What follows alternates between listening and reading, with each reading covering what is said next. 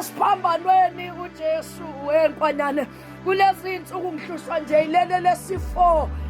Nkosi yami kodwa singena kanjani ephasike na kodwa shole msindisi kulungile ke moyingcele ngihlushwa nje ilele lesifo baba unkonyane ukuthi uJesu awu7 amazwi awasho esesiphambanweni. Maye u7 ngithi mina uNkulunkulu asiseba u7 Jesu. Wani isimo kumele sesibalelwe nkonyane ukuthi ulimele. Uma ngabe limele okusho ukuthi nobuthakathaka khona nokukhathala khona. Kodwa kunamazwi awu7 awasho sesiphambanweni. Why abe u7? Ingoba it's Monday to Sunday. Kusho ukuthi usuku nosuku nkonyane linezwi lakhona. Okusho ukuthi ubungawuxoxa nje umndeni wakho ngomsombuluko. Uthi namhlanje intethelelo, shaya ngentethelelo. Hayi sithi sihle tafuleni uthi kodwa laba babona bathethelele. Usuku nosuku lunevesi lakhona.